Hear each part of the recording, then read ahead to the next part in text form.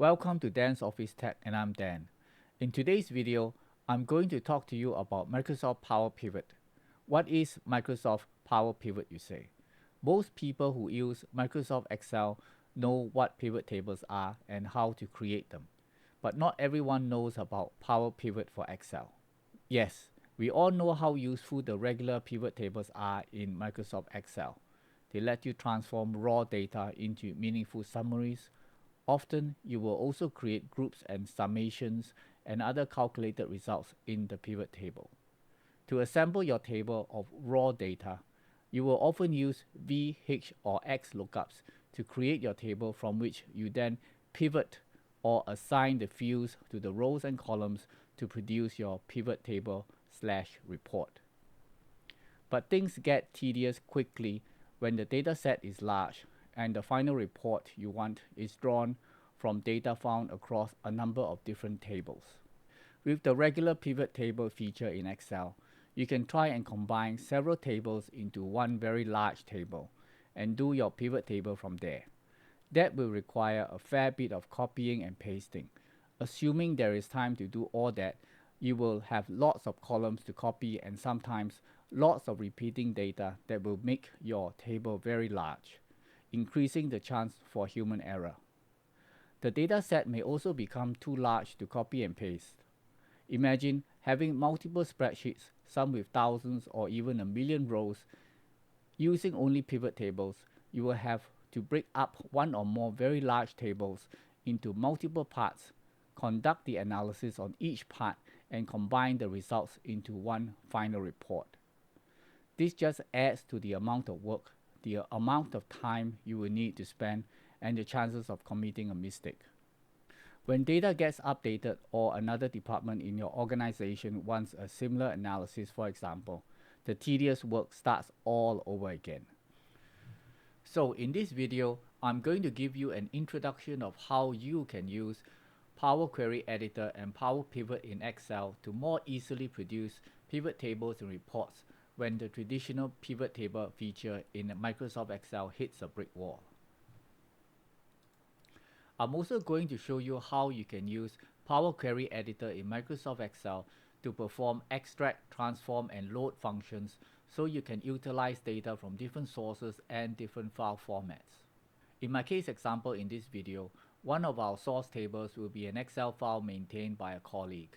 Another is a CSV file from accounts, and a third one is a PDF document from sales. The Power Query Editor allows you to clean up all that data and pull it into a data model for use in Power Pivot, all without knowing SQL or Microsoft Access. That's the power behind Power Query Editor and Power Pivot in Microsoft Excel. To get started, we first need to enable Power Pivot in Excel. To enable Power Pivot, click on File, Options, Add-ins. Under Inactive Application Add-ins, you will see Microsoft Power Pivot for Excel as a COM add-in. Go down to Manage, COM Add-ins, click on Go. In the dialog box that comes up, check Microsoft Power Pivot for Excel and click OK. Once in the home screen, you will see Power Pivot as a drop-down menu. Now that we have enabled Power Pivot in Microsoft Excel, let's go get our data. Our first file is an Excel workbook containing sales data from the accounts department, which they have just sent over. It's sitting in my local drive. Click the Data tab, click Get Data from File from Excel Workbook. Navigate to the file you want, select it, and click Import. Excel now shows you the Navigator dialog box. Since it is the sales data that we want, let's select that. The Navigator gives you a preview so you can confirm that it is the data that you want. Next, click on Transform Data to take a closer look at our data. This opens up the Power Query Editor. The Power Query Editor allows you to clean things up and adjust how the data is presented so that it will fit our needs. In this example, Power Query has correctly picked up the first row as the headers for our data, and everything looks about right. Select Close and Load to. The Import Data dialog box now opens. This step is crucial. Since we already have the source data for the relevant period sitting in our local hard drive, we can create a connection to it. Doing it this way is advantageous because we avoid duplicating data. This becomes especially useful if, for example, the source data is on a shared drive and gets updated periodically. When an update to the file occurs, we automatically get access to the latest data. We just need to refresh it. In this case, however, the accounts department has decided to send us a subset of the sales data for the required period. But creating a connection is always good practice. Click Add this to the data model and click OK. Our sales data from accounts now gets added and is shown under Queries and Connections. Next, we will get the sales rep data from the Human Resources department. This file is a text data, so go to Get Data from File from text/CSV, select the file and click Import as above. Excel has correctly picked up the data rows, but the first row hasn't been picked up as the header, so we'll need to do some data transform. In the Transform ribbon, click on Use First Row as Headers. When everything looks right, click on Close and Load to. Again, we will only create a connection to the data. We will now add the final data file. Click on Get Data from File from PDF for our products list from marketing. Since the list is over several pages long, we will need to make sure we select all of them. Check Select Multiple Items and proceed to select all tables or pages as Excel has presented the same data twice. I'll choose Pages here and click Transform Data. Here we can see right away that there are missing data among the rows.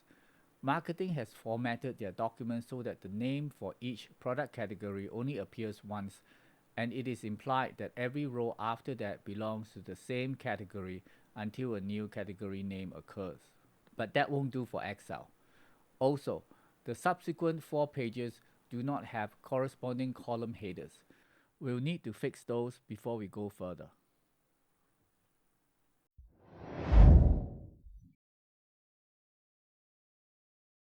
Let's now fix the problems while I introduce some practical steps to data cleansing. I recommend that you apply these steps for every data extraction and cleansing operation that you take so that you don't get erroneous results. First, let's trim our data to remove trailing spaces from headers and data from all 5 pages. Remember, trailing spaces aren't always obvious. In the Power Query editor, select all columns. Click the first column header, hold Shift and click the last column header. Go to the Transform tab on the ribbon. In the text column section, click Format and select Trim. You will see a slight movement of your data as Excel does the trim. Next, let's rename our headers. Right-click on the first column, select Rename and type the exact name that you want. Repeat this for all columns in the table. And repeat for pages 2 to 5. Make sure to use the same header names and do not leave trailing spaces. Now that we have trimmed spaces and assigned headers for each page, we will combine these pages together into a new query. This operation will give us the combined products list from all 5 pages of the PDF data that was provided to us. To join all 5 pages of our query results into one, we will do what is known as Append as New. Go to the Home tab, Append Queries, click the arrow on the right, click on Append Queries as New. We'll select 3 or more tables, and we'll select tables 2 to 5, click Add, since table 1 or page 1 is already there, and we'll click OK. As you can see, the contents of all 5 pages have been added and appended.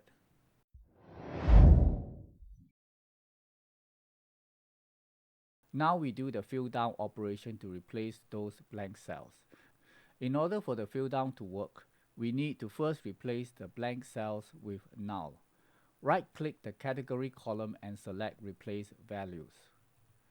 Have nothing in the Value to Find field, and in the Replace With field, type null in lowercase and click OK. All the blank spaces get replaced with null. Next, go to the Transform tab.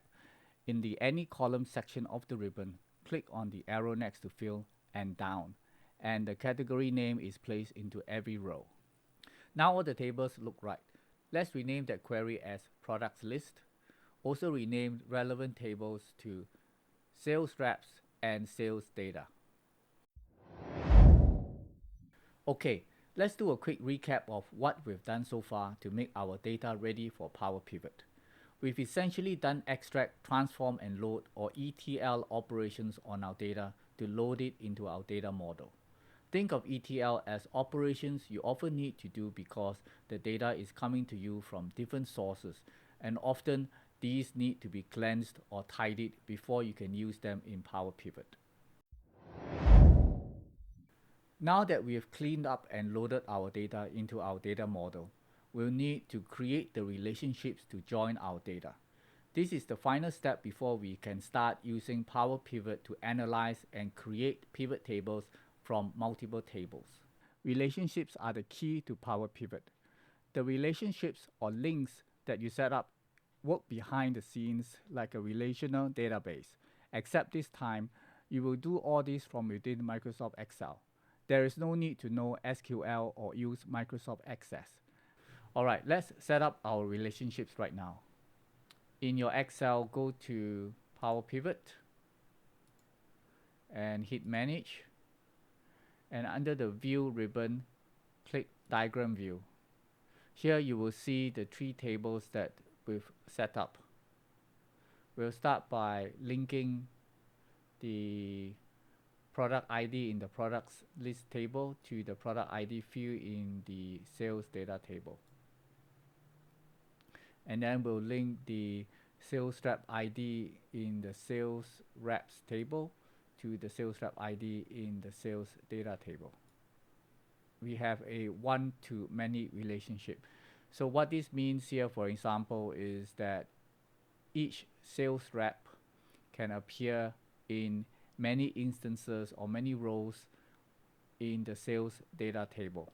Likewise, each product can appear many times in the sales data table.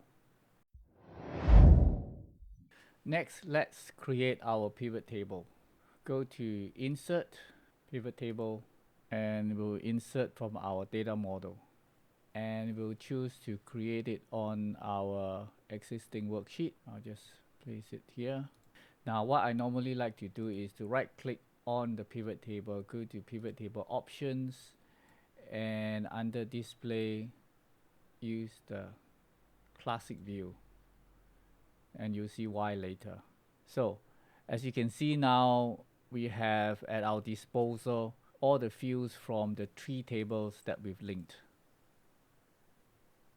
So we'll start by taking the product category field from the product list table and dropping it onto the row, followed by the product name.